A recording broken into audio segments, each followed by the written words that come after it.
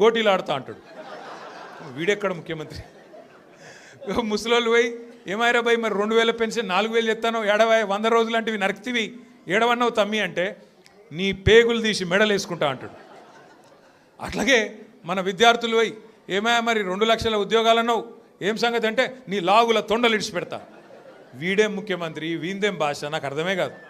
అరే 2 ఏళ్ళకి వెళ్ళి ఏం చేసినవారు అయ్యను అంటే లాగుల తొండలు ఇడుస్తా మెడల బేగులు వేసుకుంటా గుడ్లు వీకి గోటీలాడతా నీ అమ్మ నీ అయ్య గీదా భాష.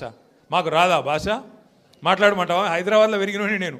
మాట్లాడమంటే ఉర్దూలా హిందీలా తెలుగులా ఇంగ్లీష్లా పొల్లు పొల్లు తిట్టే తెలివి నాకు కూడా ఉంది. మాకు కూడా వస్తుంది భాష. హైదరాబాద్ గల్లీలలో పెరిగిన నేను.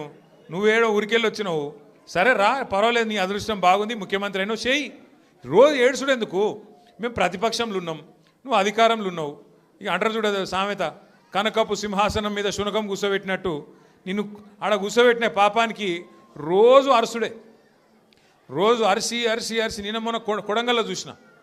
కొడంగల్లో ఆయన సర్పంచులు గెలిపించుకున్నాడంట. గెలిపించుకుంటే సంతోషంగా బువ్వ పెట్టాలి 4 మంచి మాటలు చెప్పాలి. ఇక రాష్ట్రంలో ఉన్న పల్లెలకు ఫలానా చేస్తా నేను ముఖ్యమంత్రి అని చెప్పాలి. రోజు అరసుడు. నాకైతే డౌట్ వస్తున్నది ఎంత ఒరులుతున్నాడు ఎంత అరుస్తున్నాడు అంటే ఆ గీతమ్మ ఉన్నది ఆయన భార్య ఆయనకి చెప్తున్నా ఆమెకు చెప్తున్నా నేను తల్లి గీతమ్మ జల్దీ కట్టే లేకపోతే ఆయన ఎవరైనా కరిసినా కరుస్తాడు వీడు. ఎందుకంటే ఇప్పుడు రోజు అరిసి అరిసి అరిసి పిచ్చిలేసిపోయేటట్టున్నది కరిసేటట్టు తయారైంది రోజు రోజుకు. నేనేమంటున్నా అంటే ఏనుగు పోతుంటే మస్తు జంతువులు మొరుగుతుంటాయి నక్కలు కుక్కలు మనం పెద్ద పట్టించుకునే అవసరం లేదు. మనం ఒకటే కేసీఆర్ లాంటి ఏనుగు ఆయన ఎంత స్థాయి మనుషులు నేను మీకు చెప్పాల్సిన అవసరం లేదు. ఇలా ఆయన తిడుతా ఉన్నాడు తెల్లారలేస్తే. ఒకరోజు ఆయన చచ్చిపోవాలని కోరుకుంటాడు ఇంకో రోజు ఆయన కాలు ఇరిగింది అంటాడు ఇంకో రోజు ఇంకేదో అంటాడు. అరే అయ్యా నువ్వు ముఖ్యమంత్రివి చెయ్యి నువ్వు శపథాలు చేస్తున్నావు కదా కేసీఆర్ను మళ్ళీ లేకుండా చేస్తా మళ్ళీ రాకుండా చేస్తా అంటున్నావు కదా. నిజంగా నీకు నిజంగానే నీకు సత్తా ఉంటే నిజంగా నీకు అంత టాలెంట్ ఉంటే చెయ్యి శపథం. 1 కోటి మంది ఆడపిల్లలకు రేపటి నుంచే నెలకు 2,500 రూపాయలు ఇస్తాను జనవరి 1 నుంచి శపథం చెయ్యి నేను చూస్తా.